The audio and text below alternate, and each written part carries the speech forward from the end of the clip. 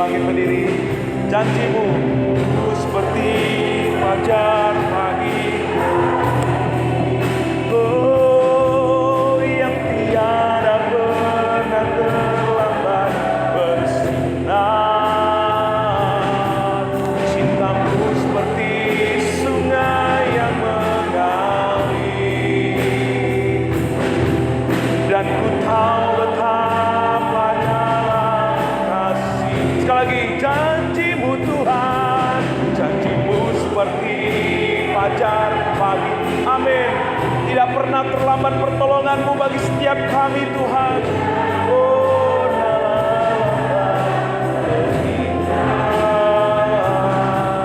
janjimu yang mengalir, dan ku tahu betapa dalam, dan ku tahu betapa dalam, dan ku tahu betapa dalam.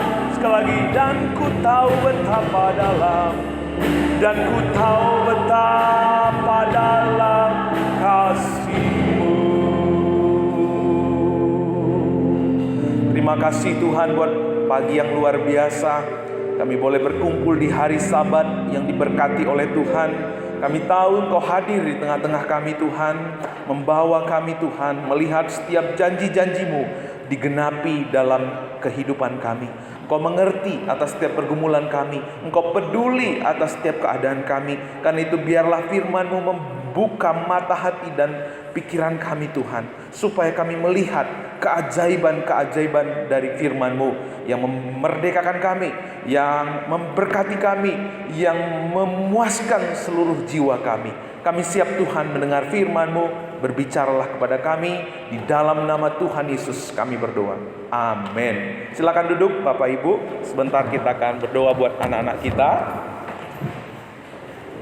Kami datang kepada Tuhan, mengatakan anak-anak kami. Kami mengucap syukur buat kesehatan mereka, kecerdasan, kepintaran, dan hati mereka yang senantiasa haus akan Engkau. Biarlah dari kecil anak-anak ini sungguh dipuaskan oleh kasih-Mu, oleh kebenaran.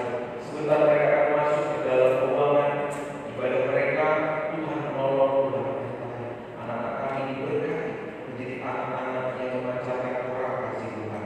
Terima kasih Bapa, di dalam nama Yesus kami berdoa. Amin. Tuhan. Shalom Bapak Ibu. Ya, selamat hari Minggu buat kita semua. Senang bisa berbakti beribadah bersama. Boleh sapa samping kiri dan kanan kita. Aku senang melihatmu ada di sini. Ya, puji Tuhan. Nah, hari ini kita akan belajar bersama-sama tentang kemenangan di dalam doa. Kita belajar dari seorang Yakub, ya. Bagaimana seseorang Yakub bergulat dengan Allah. Dan Alkitab katakan Tuhan dan Alkitab katakan Yakub menang. Bagaimana mungkin seorang manusia bergulat dengan Allah dan manusia itu menang? Semua orang kalau berbicara tentang bertanding, bersaing, kepingin menjadi menang. Dan yang aneh di dalam Tuhan, seorang yang kalah justrulah dia yang menjadi pemenangnya. Ada pertandingan di mana yang kalah dialah yang menjadi pemenangnya. Dalam nas ini kita bisa melihat bagaimana seorang Yakub hidupnya penuh dengan persaingan. Hidupnya itu penuh dengan pergulatan. Dia adalah seorang pegulat yang alami. Ketika dia lahir, kebetulan dia punya saudara kembar. Waktu dia lahir, anak yang pertama itu Esau. Tapi waktu Esau keluar, kakinya, tumitnya itu dipegang sama si Yakub. Makanya namanya Yakub. Artinya penipu. Ini menunjukkan karakter Yakub. Ia adalah seorang pesaing Tetapi untuk dia menang, dia menggunakan tipuan. Setelah dia besar, ya, dia seorang yang suka masak, tapi kakaknya Esau seorang yang suka pemburu. Tetapi Esau itu disayang sama papanya, sedangkan Yakub disayang sama mamanya. Pada waktu Esau pulang berburu, dia lapar. Yakub lagi masak bubur kacang hijau. Tolong dong kasih saya bubur kacang hijau, lapar nih, lapar. Tapi Yakub berkata kepada Esau, Yakub berkata kepada Esau, kasih dulu hak kesulunganmu kepadaku. Ya udah, untuk apa hak kesulungan kalau aku mau mati? Akhirnya dia terima, dia tuker hak kesulungannya dengan semangkuk bubur kacang merah.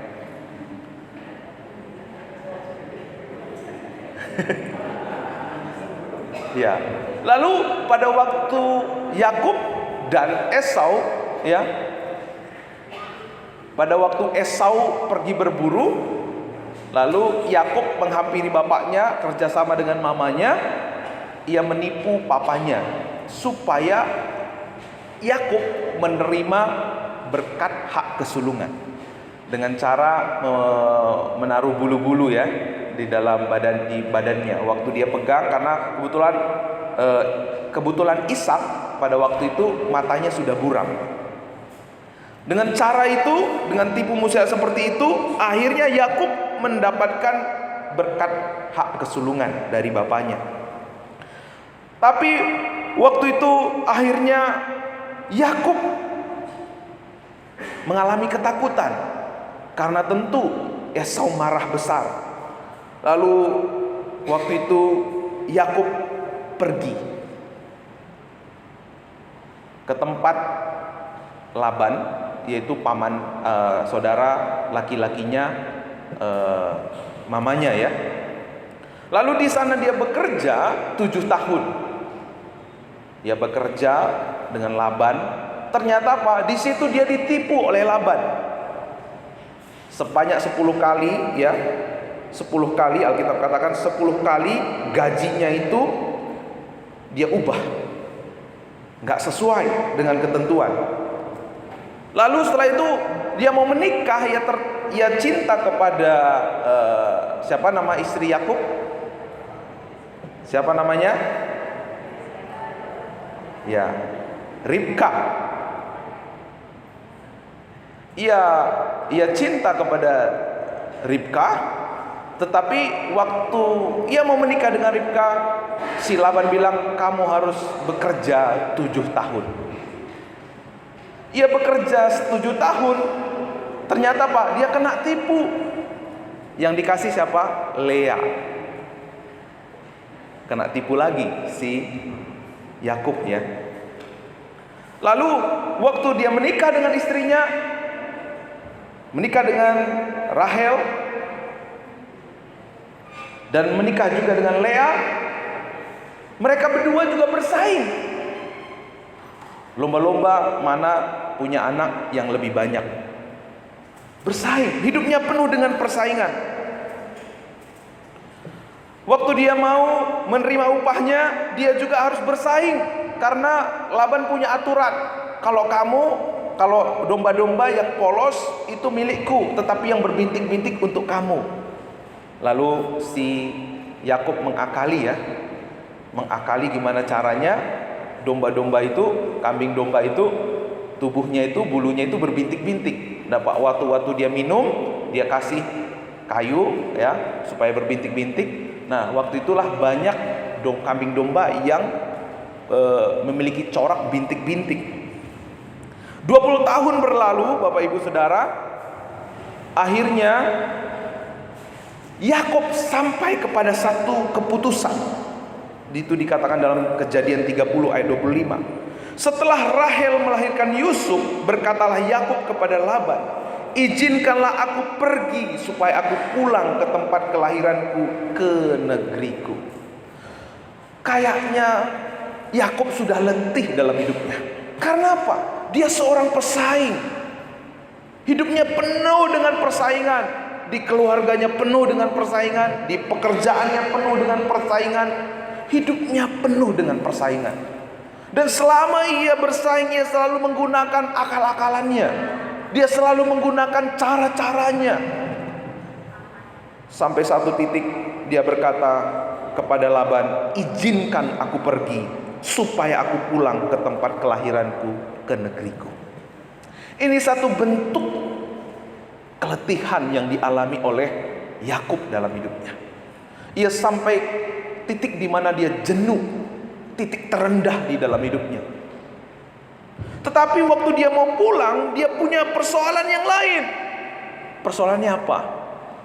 Ia akan menghadapi Esau yang begitu marah sama dia, yang pernah ia tipu, dan Esau menimbulkan kemarahan yang begitu luar biasa, sampai-sampai Esau mau membunuh si Yakub.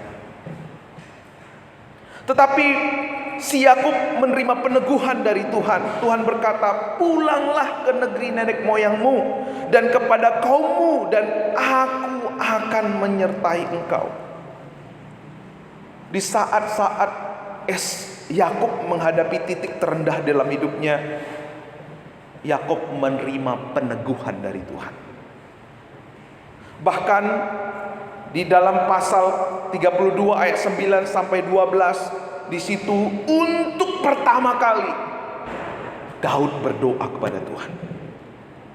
Sudah begitu banyak berkat yang diterima oleh Yakub. Sorry ya, kadang-kadang karena mulutnya salah ngobrol ya, saya ngucap ya. Sudah begitu banyak berkat yang diterima oleh Yakub. Waktu dia bekerja, waktu dia menipu si Esau, dia selamat daripada amarah Esau. Waktu dia datang di rumah Laban diberkati, pekerjaan Laban diberkati. Waktu dia cinta kepada Rahel, Tuhan membuka jalan sehingga ia mendapatkan orang yang dia cintai. Ia juga mendapatkan anak-anak yang luar biasa. Sudah begitu banyak berkat, janji yang diterima oleh Yakub. Tetapi saudara-saudaraku yang dikasihi Tuhan, tahukah saudara, untuk pertama kali Yakub berdoa di Kejadian 32 ayat 9 sampai 12. Artinya si Yakub tidak punya hubungan dengan Tuhan. Ia mengenal Allah lewat siapa? Lewat Ishak papanya, lewat mamanya Ribka. Tetapi dia belum punya hubungan yang pribadi dengan Tuhan. Seberapa banyak orang Kristen punya kehidupan yang seperti ini? Sehingga waktu kita punya persoalan, permasalahan, tantangan di dalam kehidupan kita down, geblek. Tadinya begitu strength, semangat, tapi ketika ada masalah, jatuh, hancur.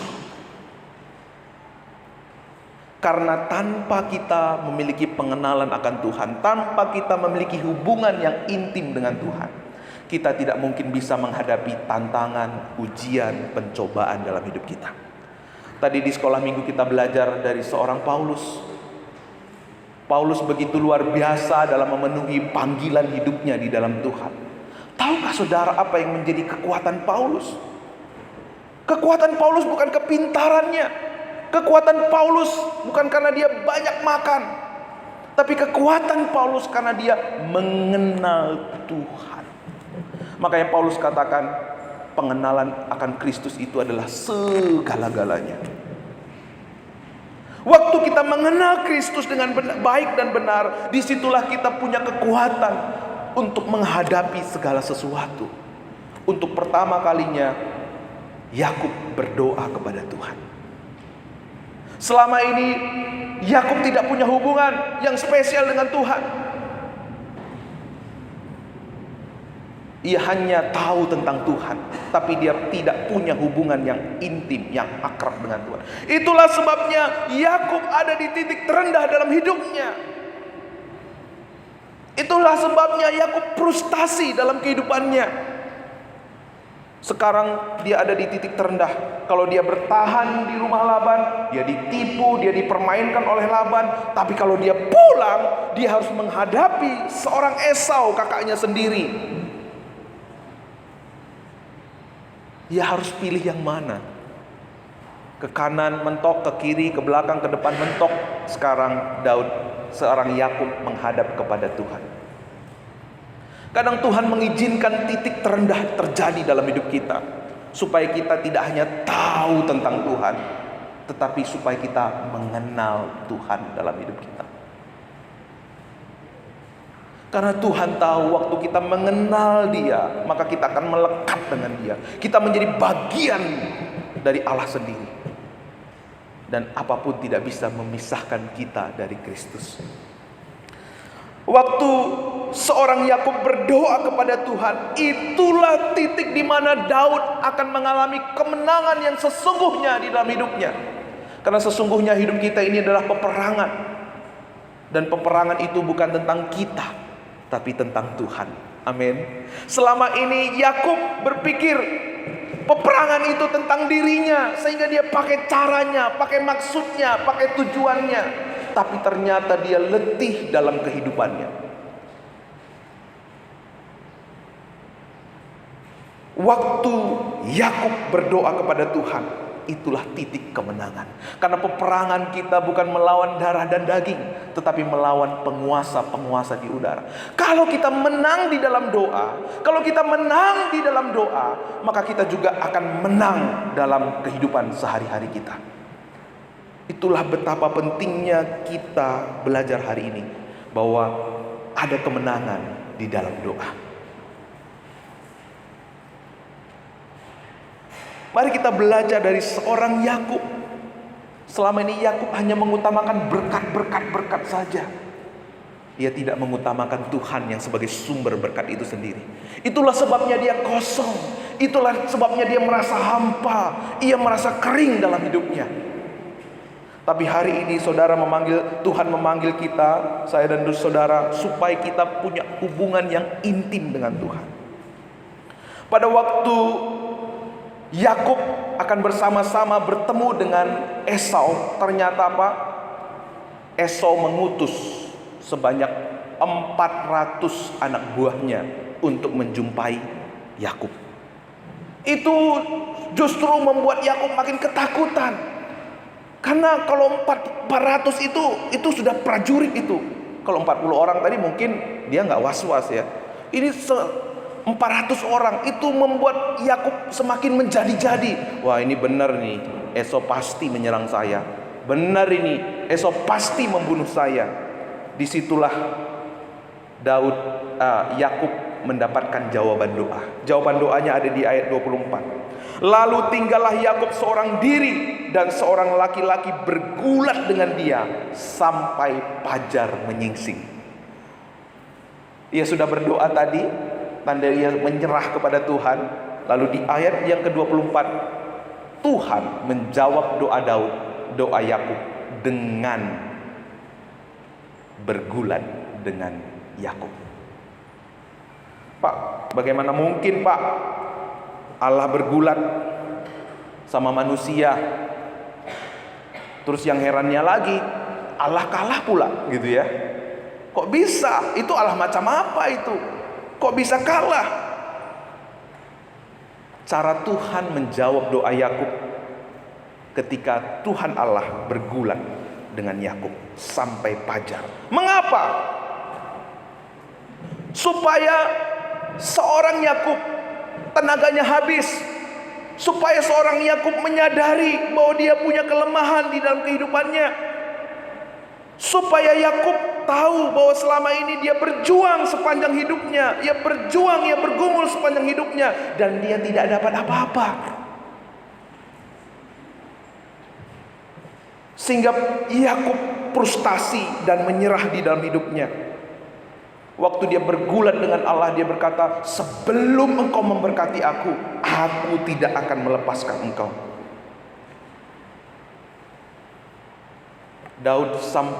Yakub sampai di satu titik dalam hidupnya, bahwa berkat yang sesungguhnya itu hanya dari Tuhan saja.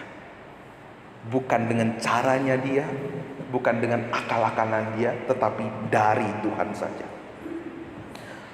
Berkat dengan usaha kita, berkat dengan cara kita, itu yang sering membuat kita frustasi dan menyerah dalam kehidupan kita.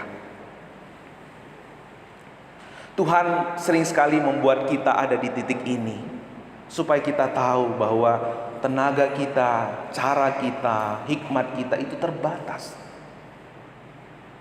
Sama seperti Bapak Ibu pernah lihat orang yang mau tenggelam di laut. Tahu nggak gimana cara menolong orang ini? Yang dilakukan oleh tim rescue-nya apa?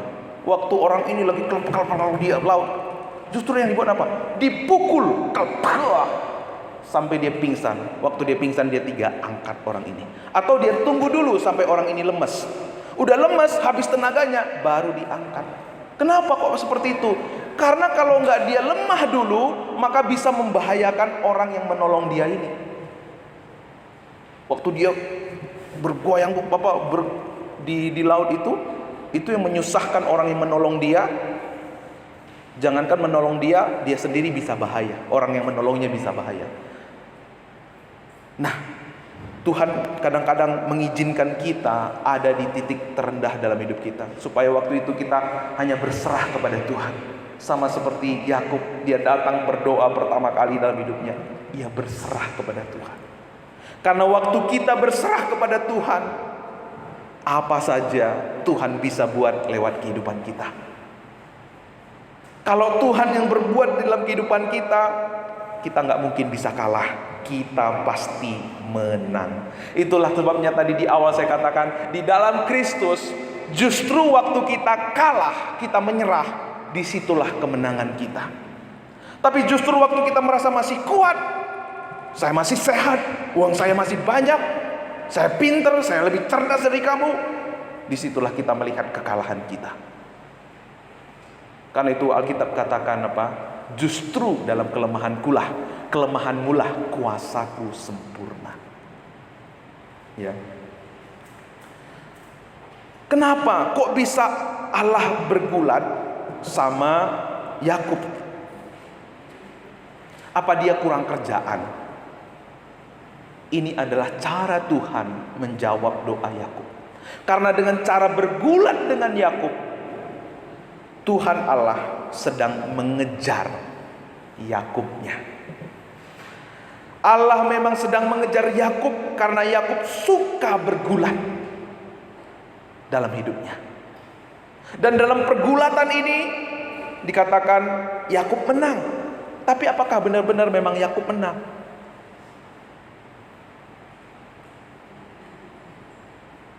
Tuhan Allah membatasi dirinya untuk menang, supaya ia memenangkan hati Yakub. Sama seperti kalau saya main badminton sama Joyla, main, waktu dia menang, wah, dia senang. Tapi saya bisa nggak dengan mudah mengalahkan Joyla? Bisa. Tapi kalau saya mengalahkan Joyla, maka apa yang saya dapat? Dia nggak semangat. Saya memang menang, tapi saya tidak bisa memenangkan hatinya. Tapi waktu saya membatasi diri saya untuk menang, dia senang dan dia happy. Besok-besok dia mau main sama saya. Kenapa? Saya sudah memenangkan hatinya. Waktu kita menyadari kelemahan kita sama seperti Yakub, justru di situ kita melihat kemenangan yang kita terima di dalam Tuhan. Karena dengan cara demikian Tuhan mau memenangkan hati kita semua. Ini Yakub tahu dan telah menerima janji alami berkat Allah. Tetapi satu hal yang belum ia miliki, yaitu dia belum mengalami Allah dalam hidupnya. Rencana Allah atas berkat-berkat yang kita nikmati hari ini apa? Supaya kita menikmati Allah. Tetapi bagi manusia yang utama adalah berkat. Allah memberi berkat untuk kita mengalami Dia. Karena waktu kita mengalami Dia, iman kita bertumbuh. kita mengenal Dia, itu menjadi kekuatan buat kita.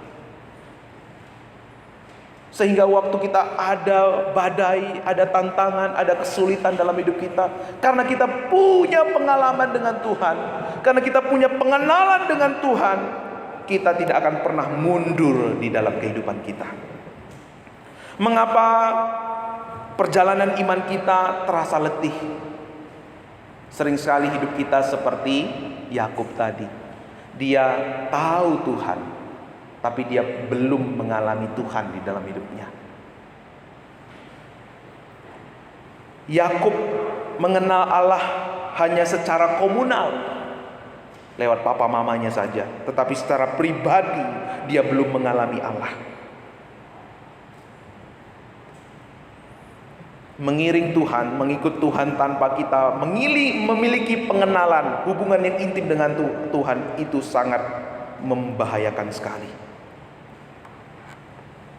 Yakub mengejar perlindungan. Ia berdoa mengejar perlindungan dari Tuhan, tetapi Allah mengejar Yakub itu sendiri. Justru di dalam titik terendah kita, Tuhan sedang beracara buat kita, supaya kita mengalami perjumpaan yang khusus dengan Tuhan. Kalau iman kita hanya secara iman ikut-ikutan atau komunal, itu yang akan membuat kita letih.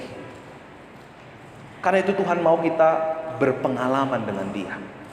Karena dalam kenyataannya persoalan-persoalan ini kita hadapi, pasti kita hadapi sendiri. Memang orang-orang terdekat kita selalu berkata, kami ada mendukung kamu.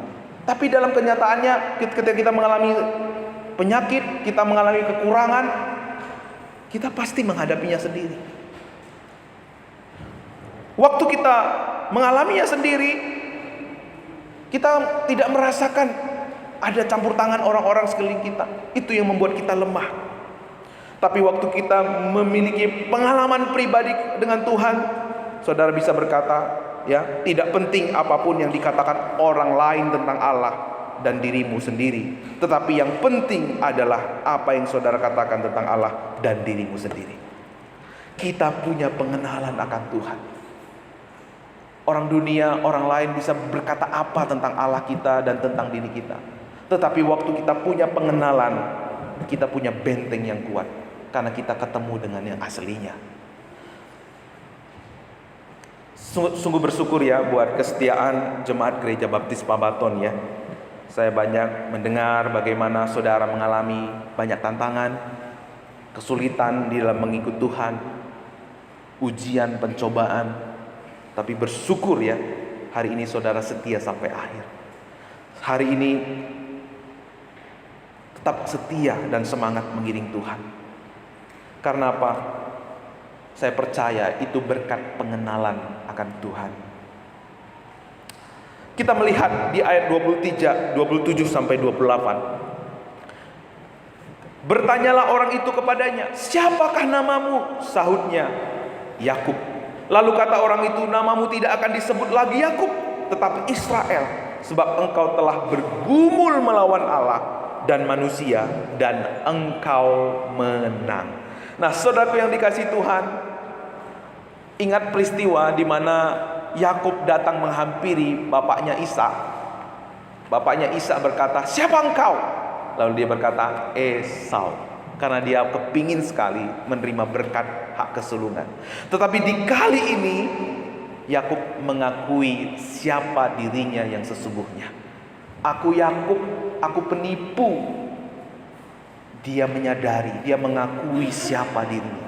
Sebelum saudara dan saya mengakui kelemahan, mengakui dosa-dosa, mengakui keterbatasan, kita tidak mungkin mengalami perjumpaan dengan Tuhan.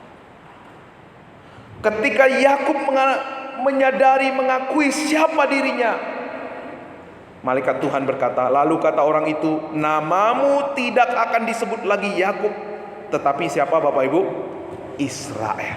Namanya diganti. Sebab apa? Seketika waktu Yakub mengalami perjumpaan dengan Tuhan, karakternya diubahkan.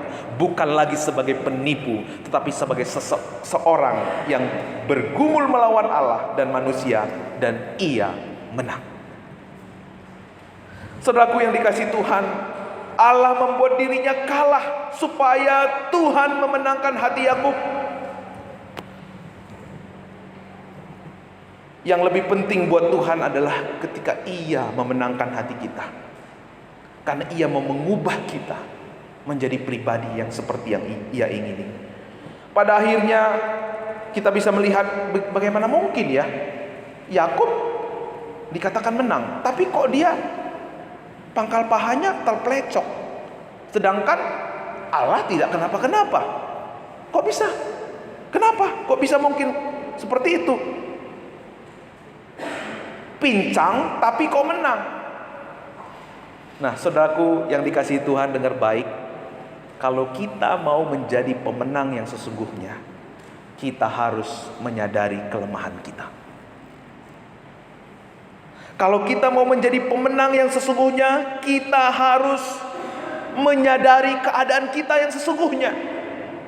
Jangan lupa diri. Kalau kita lupa diri, menganggap diri kita Tuhan, maka kita menjadi orang yang kalah sesungguhnya. Waktu Yakub menyadari siapa dirinya, kelemahannya, disitulah dia menemukan berkat yang sesungguhnya. Karena berkat yang sesungguhnya buat Yakub bukan terlindung dari Esau, bukan juga kasih dari Rahel atau Lea, bukan juga pengakuan dari Laban, tetapi berkat yang sesungguhnya adalah berkat dari Tuhan. Yakub pincang supaya ia menyadari kelemahannya, supaya ia tidak lagi bergulat dengan kekuatannya sendiri, supaya ia tidak lagi bergulat dengan cara-cara dirinya sendiri, tetapi ia bergulat dengan kemampuan, kekuatan dari Tuhan. Itulah yang membuat dia menjadi pemenang yang sesungguhnya di dalam kehidupannya.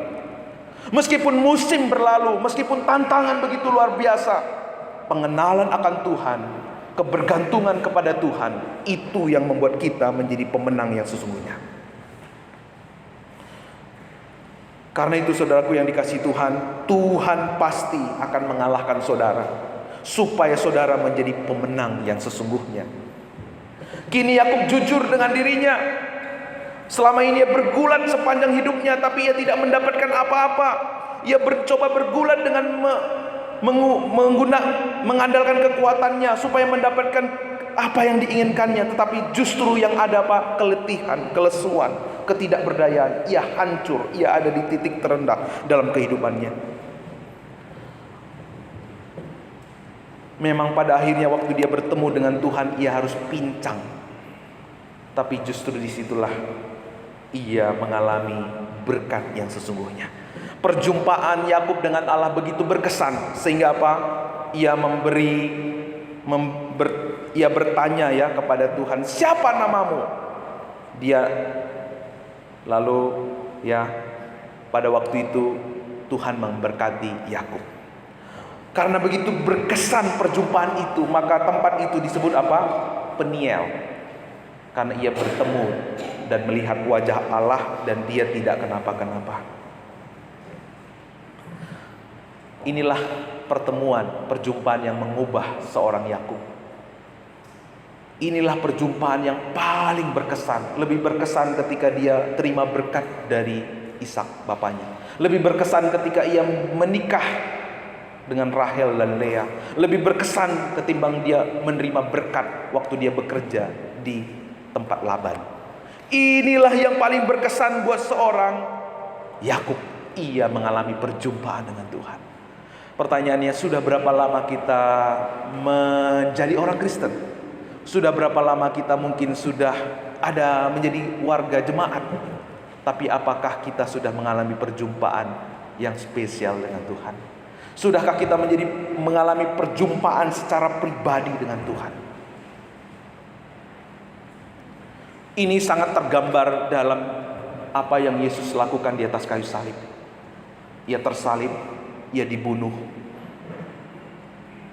ia mati di atas kayu salib. Seolah-olah dia mati, seolah-olah dia kalah.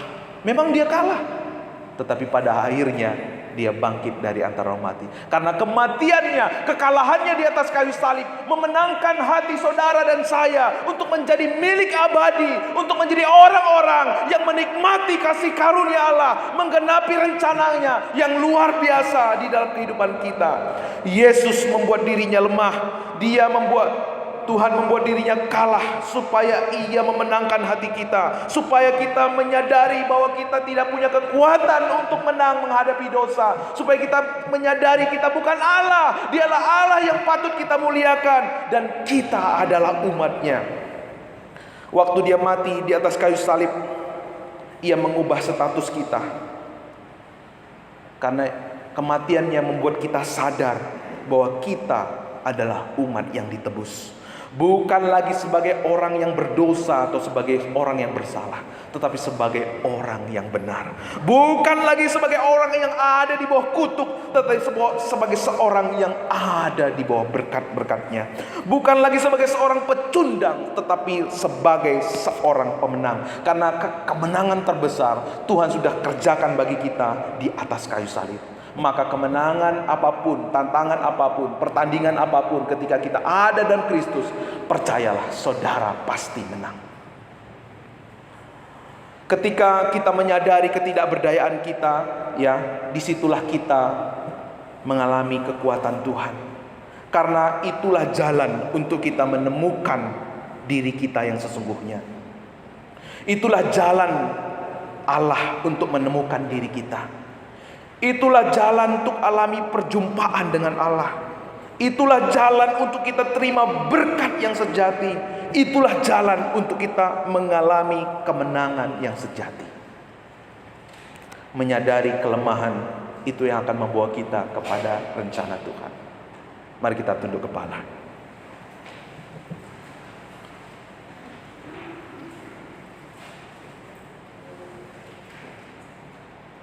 Dalam pergulatan kita sehari-hari, kita sering diperhadapkan antara keinginan dan kehendak Tuhan. Kita diperhadapkan dengan kebenaran diri kita atau kebenaran Tuhan. Antara cara manusia atau cara Allah. Kita sering diperhadapkan untuk bergulat antara mengikuti tujuan dan maksud manusia atau tujuan dan maksud Allah. Ketika saudara dan saya belajar dari Yakub,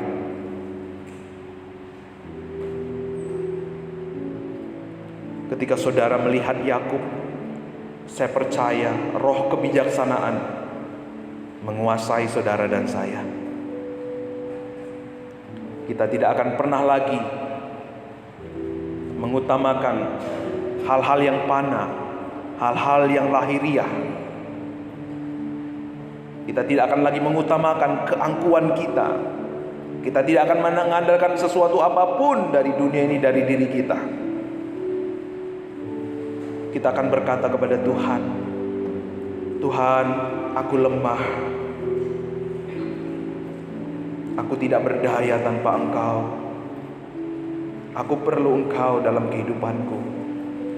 Pimpinlah aku dalam kehendak-Mu, dalam kebenaran-Mu, supaya aku tidak lagi hidup dengan cara-cara manusia, tetapi aku hidup dengan cara Allah. Supaya aku tidak lagi hidup dengan tujuan dan maksud dari diriku sendiri, tetapi hidup dengan tujuan maksud dari Allah. Karena lewat semuanya itulah kita akan melihat kekuatan yang luar biasa yang membawa kita hidup dalam rencangan Tuhan, hidup seperti yang Yakub alami. Lewat keturunannya, pekerjaan Allah dinyatakan. Tuhan merindu lewat saudara dan saya, pekerjaannya di dunia ini dinyatakan. Itulah berkat kekal yang tidak pernah bisa diambil daripada saudara. Biarkan Roh Kudus menjamah hatimu, buka hatimu, biarkan Tuhan mengkoreksi setiap hati kita. Jangan biarkan firman Tuhan ini berlalu begitu saja. Haleluya Yesus. Terima kasih buat firman-Mu Tuhan. Biar kami tidak lagi hidup mengandalkan kekuatan kami, cara kami, maksud kami, tujuan kami Tuhan. Tapi biar kami hanya bersandar kepada pengertian-Mu, karena Engkaulah yang membawa kami kepada kehidupan yang sesungguhnya, kepada kemenangan yang sesungguhnya. Terima kasih Tuhan.